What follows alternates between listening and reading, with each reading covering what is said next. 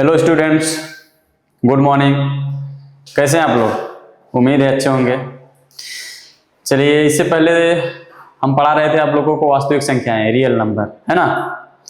तो real number में कहाँ तक हुआ था वास्तविक संख्याओं में? इससे पहले हमने एक्सरसाइज 1.1 देखा था और 1.1 के हमने कुछ क्वेश्चंस बताए थे, कुछ बेसिक्स रूल्स बताए थे बच्चों, जिनमें से हमने आपको बताया था कि अभाज्य गुणनखंड कैसे करते हैं। कोई भी नंबर से दिया है उसके अभाज्य गुणनखंड करना हमने बताया था आपको। फिर हमने उसमें से थोड़ा सा परिचय दिया था आपको यूक्लिड विभाजन एल्गोरिथम, जिसमें हम लोग भाग विधि द्वारा HCF निकालते हैं। फिर बच्चों हमने आप लोगों को बताया था कि किस तरीके से हम अभाज्य गुणनखंड विधि से LCM और HCF निकालते हैं। फिर हमने एक फार्मूला के बारे में एक्सप्लेन किया था कि जो फार्मूला होता है किन्हीं भी दो नंबर्स का जो प्रोडक्ट होता है, जो गुणनफल होता है, वो बराबर होता है उन नंबर के LCM और HCF के गुणनफल के बराबर। तो यहां तक हो गया था। आज हम पढ़ने वाले हैं वास्तविक संख्याएं। वास्तविक संख्याएं के अध्याय 1.1 के क्वेश्चन नंबर 5 को देखने वाले हैं बच्चों। तो क्वेश्चन नंबर 5 क्या कहता है हमसे कि जांच कीजिए कि क्या किसी प्राकृतिक संख्या n के लिए संख्या 6 पावर n अंक 0 पर समाप्त हो सकती है। तो हमको यह दिखाना है कि क्या कोई ऐसी प्राकृतिक संख्या है कि जिसकी वैल्यू हम रखें यहाँ पे 6 के पावर में रखें और उसका जो भी फाइनल वैल्यू आए उसके इकाई के अंक यानी यूनिट डिजिट हमारा क्या आ जाए, 0 आ जाए। तो आज हम इसी के बारे में पढ़ते हैं। तो देखिए स्टूडेंट्स, जांच कीजिए कि क्या किसी प्राकृतिक संख्या n के लिए संख्या 6 पावर n अंक 0 पर समाप्त हो सकती है या नहीं। ठीक है, तो देखो 6 पावर n का मतलब क्या है।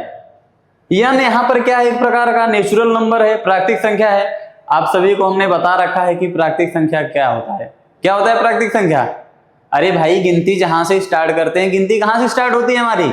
1 2 3 4 5 6 1 से ही तो स्टार्ट करते हैं ना हम लोग। तो हमारी प्राकृतिक संख्या कहां से काउंट की जाती है? 1 से। जितनी भी काउंटिंग नंबर्स होती हैं वो सब हमारी क्या होती हैं? ऑल द काउंटिंग नंबर्स और नेचुरल नंबर, वो सभी हमारी क्या होती है? प्राकृतिक संख्या। तो यहाँ पर n किसको इंडिकेट कर रहा है? n दर्शा रहा है प्राकृतिक संख्या को। तो n की जगह पे हम 1 रख के देखेंगे, 2 रख के देखेंगे, 3 रख के देखेंगे, एंड सो ऑन, ऐसी ढेर सारी वैल्यू रख के देखेंगे। और फिर हम देखेंगे क्या n के किसी मान पर कोई नंबर ऐसा आ रहा है, हमको ऐसा मिल रहा है कि जिसकी इकाई का अंक 0 आए या फिर वो 0 पर समाप्त हो। देखो 6 पावर n का मतलब क्या है?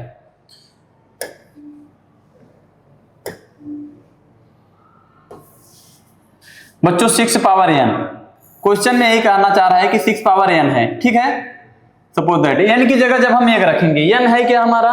प्राकृतिक संख्या है कि नहीं? तो n बराबर हम क्या रखेंगे? पहले 1 रख के देखेंगे। तो n की जगह बच्चों जब हम 1 रखेंगे तो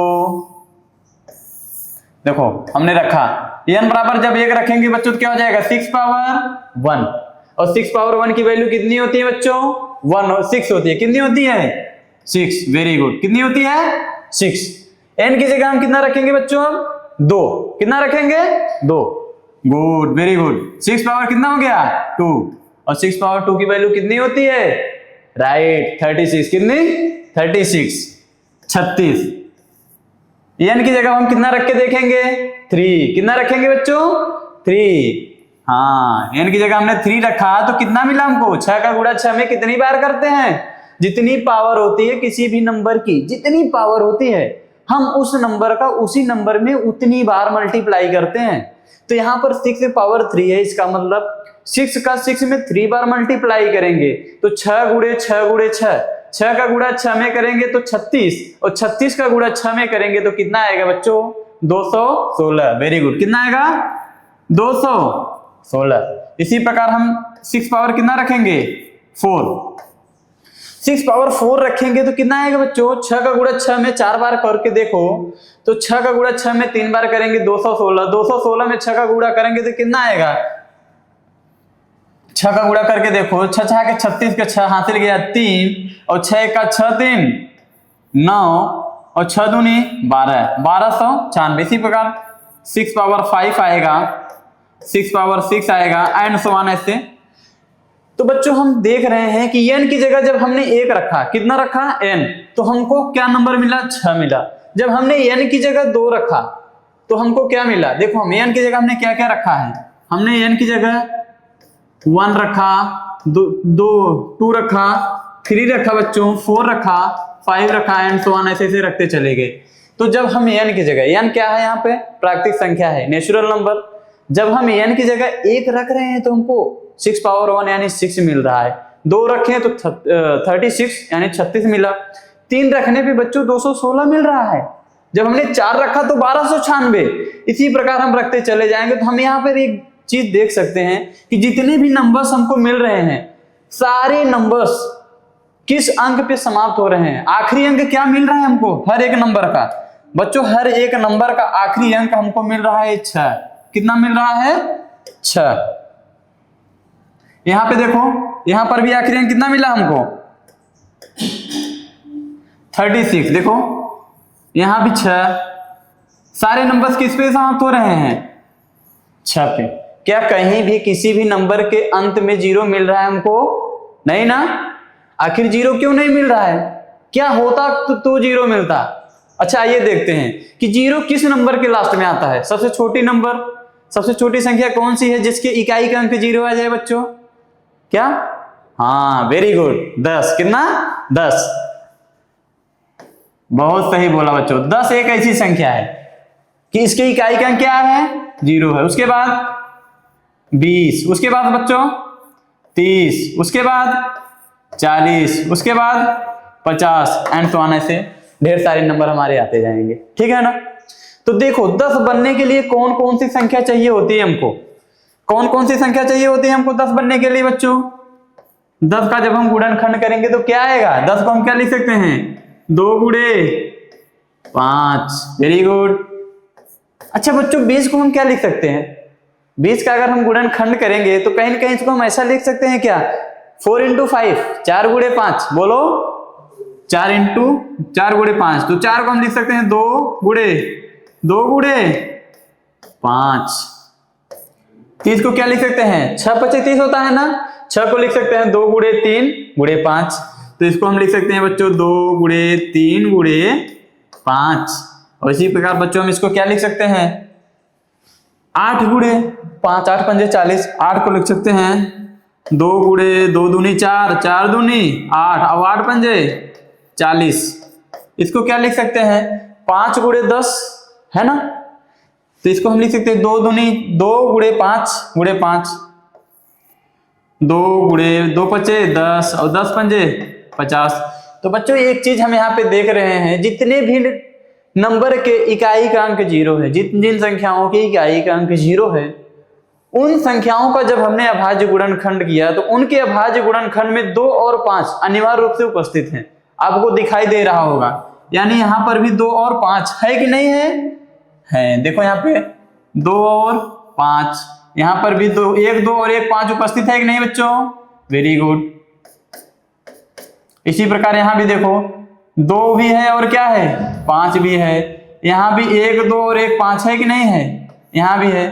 तो कहने का मतलब यह है कि कोई भी नंबर हो, 1 0 अगर हमको बनाना है तो 1 0 बनाने के लिए हमको उस संख्या के अभाज्य गुणनखंड में, या सीधा सीधा समझो कि 1 2 और 1 5 मिलकर हमेशा 1 0 का निर्माण करते हैं।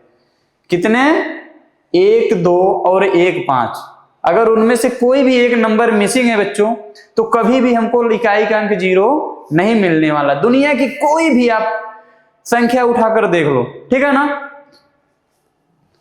तो इसमें समझने वाली क्या चीज है, हमने क्या समझा कि इसमें इकाई का अंक 0 क्यों नहीं आ रहा है, क्योंकि इसके अभाज्य जो गुणनखंड है 6 पावर n है ना बच्चों। 6 को हम क्या लिख सकते हैं, 2 गुणे 3।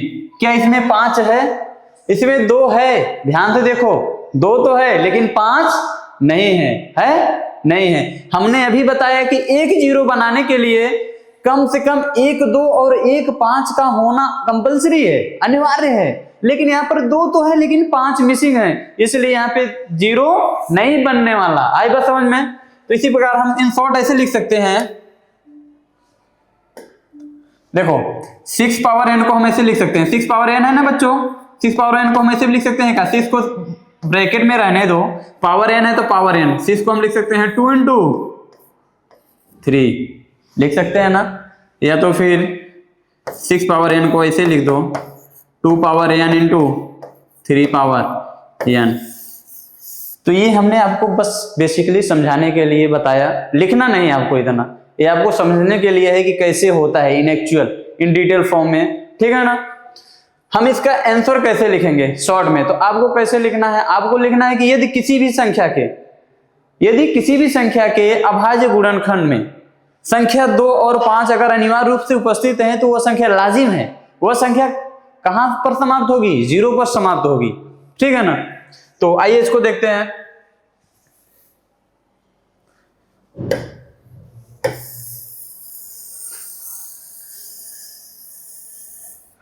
बच्चों अगर नोट करना है तो आप लोग इससे नोट कर सकते हो, ठीक है।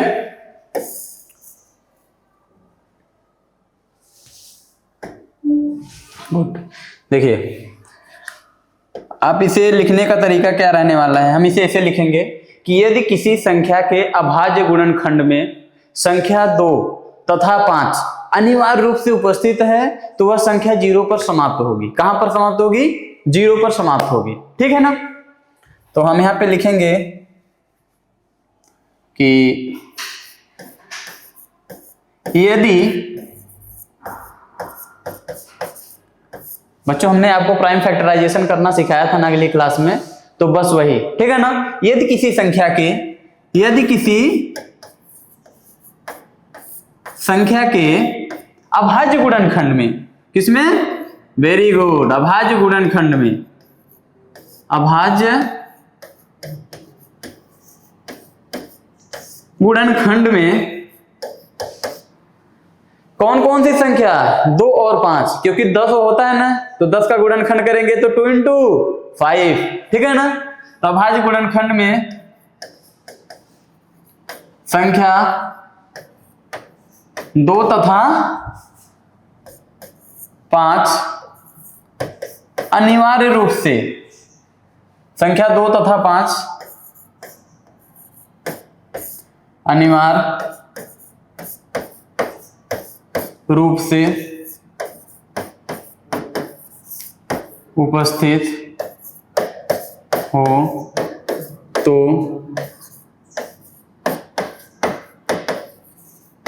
वह संख्या 0 पर समाप्त होती है। क्या होती है बच्चों, 0 पर समाप्त होती है, ठीक है। तो वह संख्या 0 पर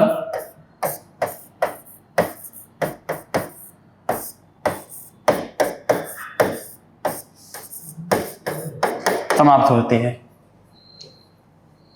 सॉल्यूशन था ना। देखो डेफिनेशन याद करने की जरूरत नहीं है, ठीक है ना। आप जैसे भी समझते हो खुद से करना है, आपको खुद से करना है कि अगर हमको 0 लाना है तो 1, 2 और 1, 5 का होना बहुत जरूरी है। अगर उनमें से एक भी नंबर मिसिंग है, सपोज दैट 2 है 5 नहीं है, तो कभी भी वो संख्या 0 पर समाप्त नहीं होने वाली। दुनिया की कोई भी नंबर हो, अगर उसके लास्ट में 0 आ रहा है तो आप यकीनन आप उसका एक गुणनखंड करके देखेंगे तो उसमें 2 और 5 अनिवार्य रूप से उपस्थित होगा। एटलीस्ट 1, 2 और 1, 5 तो होगा ही बच्चों, ठीक है ना। तो वही हमने लिखा है कि यदि किसी भी संख्या के अभाज्य गुणनखंड में संख्या 2 और 5 अनिवार्य रूप से अगर उपस्थित है तो वह संख्या 0 पर समाप्त होगी, ठीक है।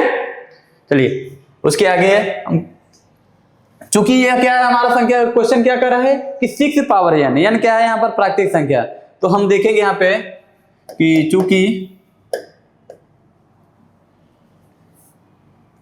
6 पावर n का गुणनखंड करके देख लेते हैं। 6 पावर n को क्या लिख सकते हैं बच्चों, 2 इंटू 3 पावर n। इसको क्या लिख सकते हैं, 2 power n into 3 power n, ठीक है ना बच्चों। तो यहां पर आपको लिखना है कि चूंकि 6 पावर n के किसी भी अभाज्य गुणनखंड में n के किसी मान के लिए 2 तथा 3, देखो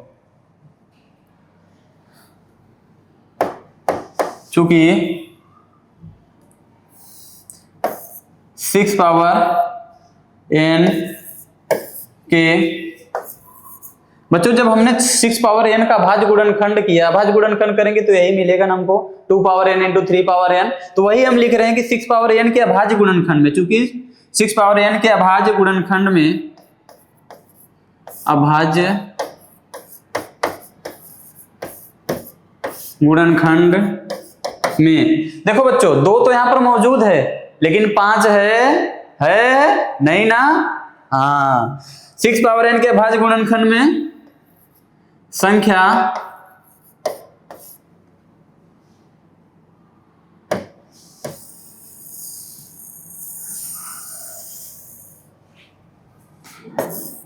संख्या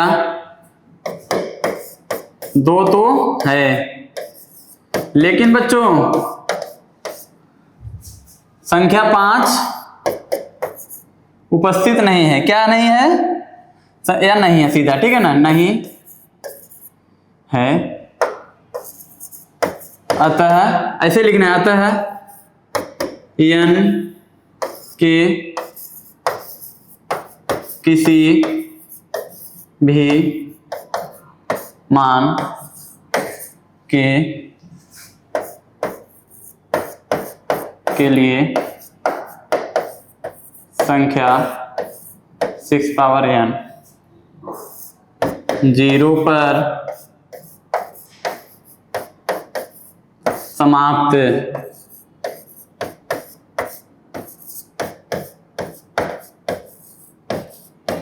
नहीं हो सकती है। आए समझ में बच्चों? गुड, तो ये क्वेश्चन हो गया। अब दूसरा क्वेश्चन देखते हैं, ठीक है। चलिए नेक्स्ट क्वेश्चन हमारा है एग्जाम्पल 4। एग्जाम्पल 4 जरा पढ़िएगा आप लोग तो एक बार। एग्जाम्पल 4 क्या कह रहा है? देखो, जांच कीजिए कि क्या किसी प्राकृतिक संख्या n के लिए संख्या 4 पावर n 0 पर समाप्त हो सकती है। तो हमको बताना है। क्वेश्चन सेम रहने वाला है, ठीक है ना। क्वेश्चन जैसे इससे पहले वाला क्वेश्चन नंबर 5 था, ये भी वैसा ही है। तो इसको भी हम वैसे ही करेंगे जैसा हमने पहले वाला क्वेश्चन किया, कि हम जानते हैं कोई भी संख्या जो है 0 पर समाप्त कब होगी? जब उसके अभाज्य गुणनखंड में 2 और 5 अनिवार्य रूप से उपस्थित होंगे बच्चों। लेकिन आप करके देख लो, 4 का जब हम अभाज्य गुणनखंड करेंगे तो 4 के गुणनखंड में बच्चों 2 into 2 आता है कि नहीं आता है? गुड, कितना आता है? 2 गुणे 2 आता है। क्या 5 आ रहा है बच्चों? आ रहा है? नहीं आ रहा है। देखो अभी एक बच्चे ने बोला ना कि सर 2 तो आ रहा है लेकिन 5 नहीं आ रहा है, ठीक है। तो ये भी एकदम इजी है बच्चों, ये भी वैसे ही होगा, ठीक है ना। किसी संख्या के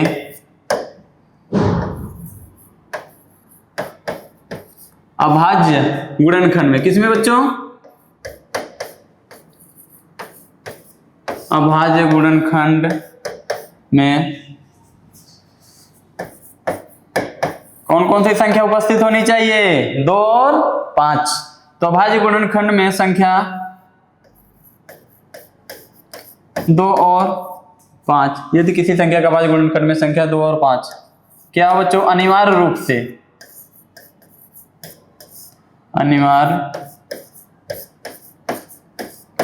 से उपस्थित है तो वह संख्या 0 पर समाप्त होती है। 0 पर क्या होती है बच्चों?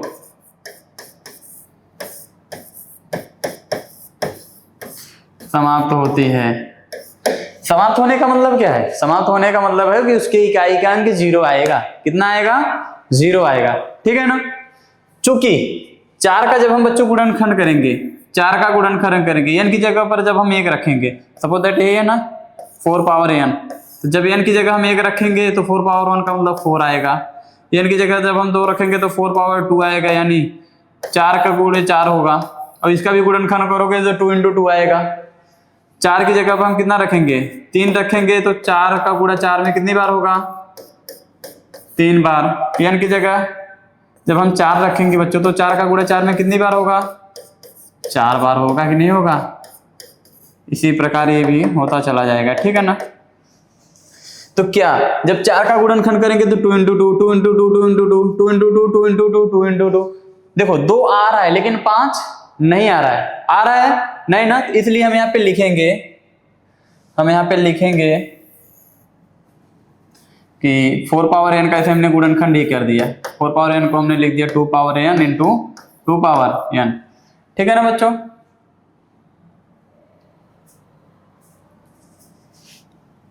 सॉरी, ये तो थोड़ा सा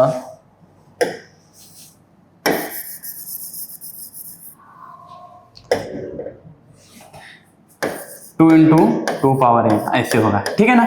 गुड। तो यहाँ पर लिखना है आपको कि चूंकि संख्या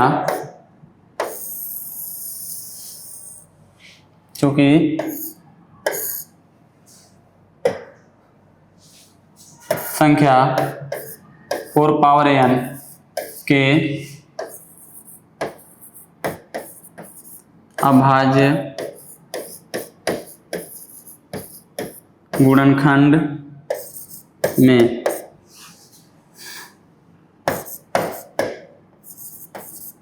संख्या 5 उपस्थित, बच्चों 2 तो उपस्थित है लेकिन 5 उपस्थित है, 5 उपस्थित नहीं है, ठीक है ना। संख्या 5 उपस्थित नहीं है, इसलिए अतः लिख सकते हो आप कुछ भी, इसलिए n के किसी भी मान के लिए, n के जो प्राकृतिक संख्या है ना, n के किसी भी मान के लिए संख्या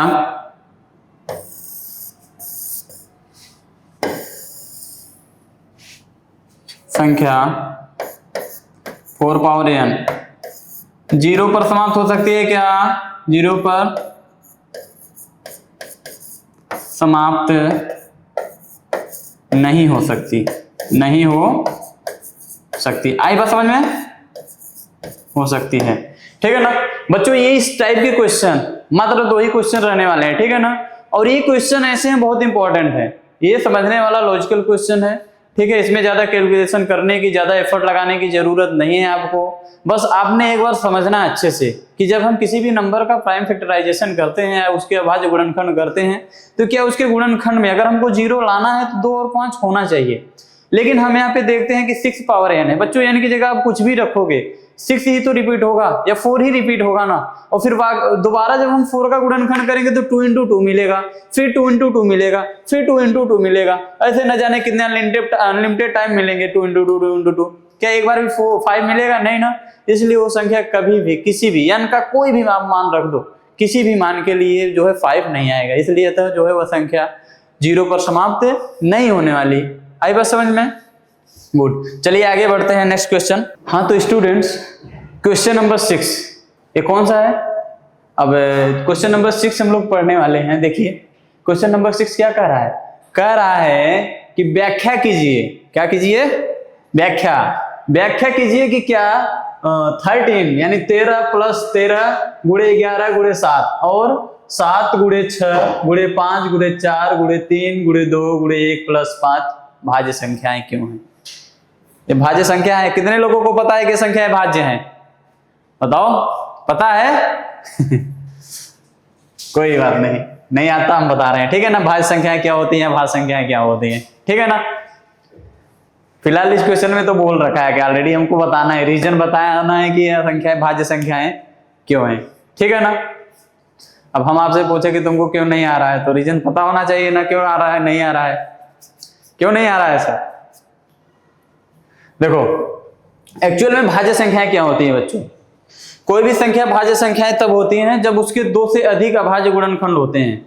कितने होते हैं? जब उसके 2 या 2 से अधिक गुणनखंड हो तो उसको उस संख्या को हम क्या बोलते हैं? भाज्य संख्याएं। आई बात समझ में?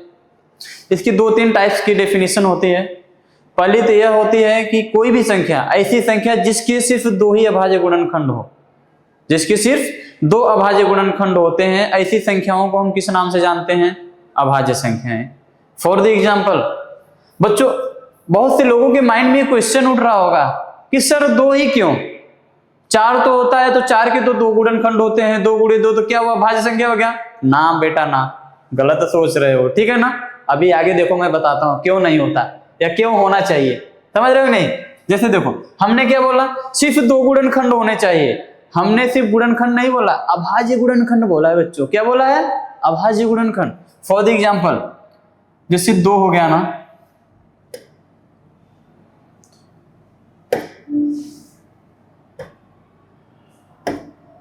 देखो बच्चों जैसे 2 हो गया तो 2 को हम क्या लिख सकते हैं? 2 का तो एक गुणनखंड 2 होगा और 2 गुणे 1 लिख सकते हैं कि नहीं? तो इसके 2 गुणनखंड हुए कि नहीं हुए? एक तो 2 हुआ हमारा और एक क्या हुआ? 1 हुआ। इस 2 और 1 के अलावा और कोई है नहीं। क्या 2 और किसी नंबर से कट सकता है? नहीं, इसलिए 2 हमारा क्या है? भाज्य है कि अभाज्य है? भाज्य नहीं है, अभाज्य है। क्या है? अभाज्य है। बच्चों अगर 3 की बात करें, हम क्या करें? 3 की, तो 3 को क्या लिख सकते हो? 3 तो 1 तो 3 से पूरा पूरा विभाजित हो जाएगा, और किससे होगा? और 1 से होगा। बोलो बच्चों, होगा कि नहीं होगा? 3 को 3 से डिवाइड करोगे पूरा पूरा कट जाएगा, और 3 को 1 से डिवाइड करेंगे जब हम, तो पूरा पूरा भाग चला जाएगा कि नहीं चला जाएगा? इसलिए 3 भी हमारा क्या है? अभाज्य संख्या है। लेकिन बच्चों अगर मैं 4 की बात करूं, किसकी? 4 की, तो 4 का गुणनखंड करेंगे 2 इंटू 2 इंटू 1। 4 2 से भी कटेगा, 2 से भी कटेगा और 1 से भी कटेगा। बोलो कट रहा है कि नहीं कट रहा है बच्चों? तो हम इसमें देख रहे हैं, इसमें सिर्फ 2 ही गुणनखंड हुए। कितने? 2। एक तो वह संख्या खुद है और दूसरी 1 है, ठीक है ना? तो बच्चों प्राइम नंबर क्या होता है कि प्राइम नंबर वे नंबर होते हैं जिनके सिर्फ the numbers which have only and only 2 factors, जिसके पास केवल 2 ही गुणनखंड होते हैं, भाज्य गुणनखंड। First number is 1 and second number is itself, वो खुद होता है दूसरा नंबर। आई बात समझ में? 4 में देखेंगे तो 4 के कितने गुणनखंड हो गए? 3 होंगे। तो क्या 4 भाज्य है? क्या भाज्य है? भाज्य संख्या हुआ। क्या हुआ? भाज्य संख्या। इसी प्रकार 5 की बात कर लेते हैं हम। किसकी? 5 की। तो 5 का तो एक तो 5 से पूरा पूरा डिवाइड हो जाएगा और 1 से, तो 5 का गुणनखंड क्या हुआ? 5 भाज्य है का भाज्य? अभाज्य हुआ। लेकिन 6 की बात कर लो बच्चों, देखो 6 को 2 से भी कट रहा है, 3 से भी कटेगा और 1 से भी पूरा पूरा डिवाइड होगा, करके देख लो। तो इसके कितने गुणनखंड हुए? 3। तो बताओ 6 भाज्य है क्या भाज्य है?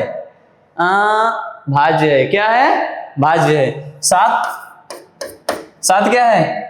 1 गुणे 7, यह भी अभाज्य है। 8 2 गुणे 2 गुणे 2 दूनी 4 दूनी 8, इसके 3 गुणनखंड हुए नहीं? यानी जितने भी नंबर जिसके सिर्फ और सिर्फ 2 गुणनखंड हो सकते हैं, एक तो वो नंबर खुद और दूसरा 1, ऐसी संख्याओं को कौन सा किस नाम से जानते हैं? अभाज्य संख्या है। किस नाम से? अभाज्य, ठीक है ना? अभाज्य संख्या है। तो वही हमको बताना है कि व्याख्या कीजिए कि क्या 13 + 13 गुणे 11 गुणे 7 और 7 गुणे 6 गुणे 5 गुणे 4 गुणे 3 गुणे 2 गुणे 1 + 5 भाज्य संख्याएं क्यों हैं? हमको रीजन बताना है, ठीक है ना? देखो बच्चों पहले हम इस वाले क्वेश्चन को लेते हैं, पहला वाला कि संख्या भाज्य क्यों है।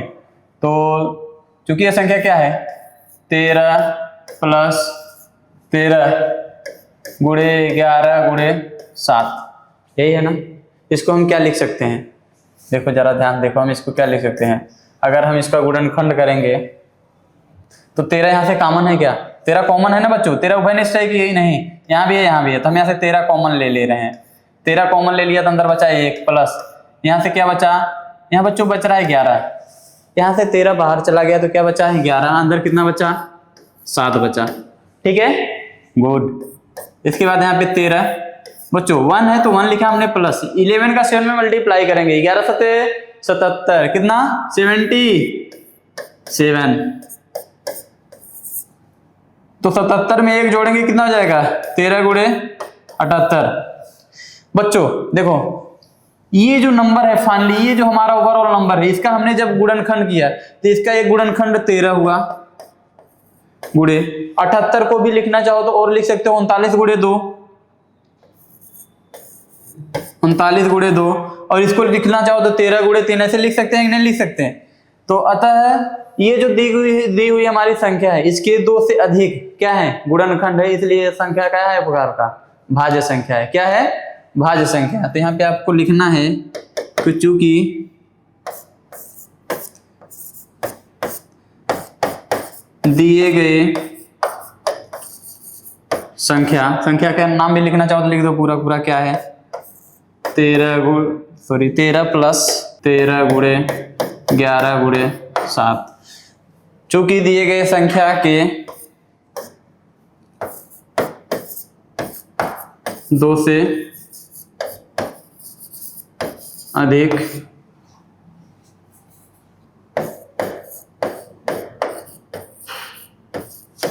गुणनखंड है,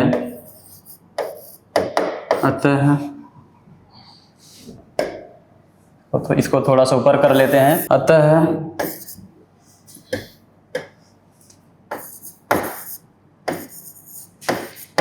दी हुई संख्या कैसी है?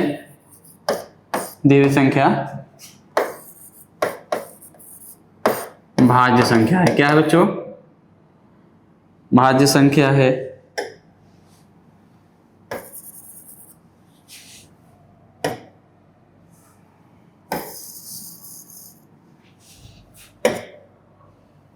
भाज्य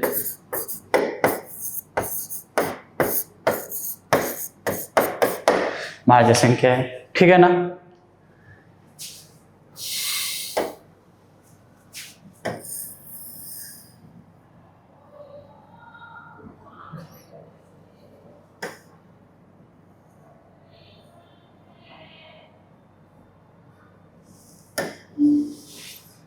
चलो दूसरा क्वेश्चन है 7 into 6 into 5 into 4 into 3 into 2 into 1 plus 5। ये भी क्वेश्चन सेम ही रहने वाला है, ठीक है ना। तो इसको भी हम वैसे ही करेंगे।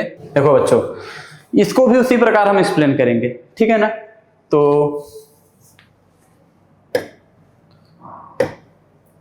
क्या है ये संख्या? संख्या दी हुई है। संख्या कौन सी संख्या है हमारे सामने? 7 into 6 into 5 into 4 into 3 into 2 into 1 plus 5, ठीक है ना। बोलो, देखने में ही तो लग रहा है कि भाज्य है, ठीक है ना, लेकिन ना हमको रीजन बताना है कि भाज्य क्यों है। आई बात समझ में? क्योंकि तो सभी को पता है, वो तो दे रखा है ऑलरेडी, ठीक है ना। हमसे पूछा है कि क्यों है, क्यों क्यों, ठीक है। तो देखो क्यों है, अब इसके पीछे हम इसका कारण चेक करते हैं। इसको हम क्या लिख सकते हैं? दोनों बच्चों कुछ कॉमन दिख रहा है क्या? यहाँ भी 5 है, यहाँ भी क्या है? 5 कॉमन है। हमने क्या करना है? 5 को कॉमन ले लेना है। हमने 5 कॉमन लिया गया, यहाँ पे क्या बचा? 7 गुणे 6 गुणे 5 तो चला गया ना बाहर, अंदर क्या है? हाँ 4 है, गुणे 3 गुणे 2 गुणे 1 प्लस, अच्छा 5 बाहर चला गया बच्चों, क्या बचा यहाँ पे? 1 ही बचा ना। अब बताओ, 5 को हम एज इट इज लिखेंगे तो 5 ऐसे ही रहने वाला है। अंदर इन सब का आपस में मल्टीप्लाई करो तो गुणा करोगे क्या आएगा? 2 का गुणा 1 में करेंगे, 2 का 2, 2 3 6, 6 चौक 24, 24 का गुणा 42 में करेंगे, 7 छंग 42, ठीक है ना। तो यहाँ पे आएगा 7 छंग 42 और 4 3 12, 12 दूनी 24, तो 7 छंग 42, 42 4 3 12, 12 दूनी 24। गुड, 24 प्लस 1, 24 का 42 में मल्टीप्लाई करके देख लो कितना आता है, तो 5, ठीक है ना। 24 दूनी क्या होता है बच्चों? 24 दूनी 48 के 8 हासिल किया 4, 24 का गुणा 4 में करेंगे तो 24 चौका 20 चौका 80, 4 चौक 16, 80 90, 96, कितना? 96। तो 96 में हम 4 जोड़ेंगे, 4 हासिल किया था ना, तो 96 में 4 जोड़ेंगे तो 100 होगा। कितना होगा बच्चों? वेरी गुड, 100 होगा। कितना होगा? 100, और प्लस 1 है तो उसको हम ऑलरेडी लिख लेंगे। तो फाइनली हम इसको क्या लिख सकते हैं? 5 गुणे 1008 में 1 जोड़ेंगे बच्चों तो कितना आएगा? 1009 आएगा। कितना आएगा? 1009 आएगा, ठीक है ना। और इसका जब हम अभाज्य गुणनखंड करेंगे तो ये नंबर किससे कट रहा है? देखो किससे कट रहा है? 11 से। 11 9 99, हाँ 11 से तो नहीं कट रहा है, ये मल्टीप्लाई तो ठीक हुआ है ना। तो 3 6 24 24 5 42 24 48 24 95। गुड, तो यहाँ पे बच्चों वही बस लिख लेना है डायरेक्ट, ठीक है ना। इसका हम गुणनखंड करेंगे तो ये 2 से अधिक गुणनखंड में टूटेगा। आई बात समझ में? तब हम यहाँ पे लिखेंगे कि चूंकि दी गई संख्या दी हुई, देखो यह संख्या एक तो 5 से भी विभाजित होगी। किससे बच्चों? अभी हमने बताया था ना कि सिर्फ 2 ही अभाज्य गुणनखंड होने चाहिए, लेकिन यह 5 से भी हो रही है। यह पूरी संख्या 1009 से भी कटेगी और इसके अलावा 1 से भी कटेगी। तो टोटल कितने संख्याओं से कट रहा है? 2 से अधिक से कट रहा है ना। इसका मतलब ये संख्या क्या है हमारा? एक प्रकार से क्या है? भाज्य संख्या है। तो यहाँ पे सीधा सीधा लिखना है, चूंकि दी हुई संख्या के 2 से अधिक गुणनखंड है, अतः यह संख्या क्या है, एक प्रकार का भाज्य संख्या है। बस चूंकि दी हुई संख्या के क्या दी हुई संख्या के 2 से अधिक गुणनखंड है, कितने, 2 से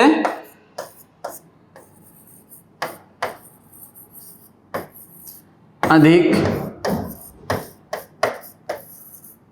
गुणनखंड है, अतः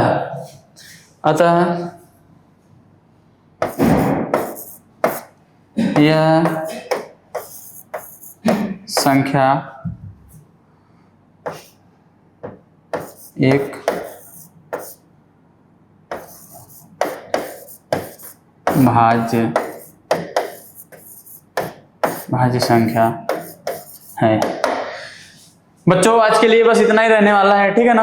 और जाते जाते एक क्वेश्चन है हमारा आपसे, आप लोग आंसर उनको बताइए कि क्या एक भाज्य संख्या है कि अभाज्य संख्या है, और है तो क्यों है, नहीं है तो क्यों नहीं है, इसका आपको आंसर बताना है हमको आके, ठीक है ना।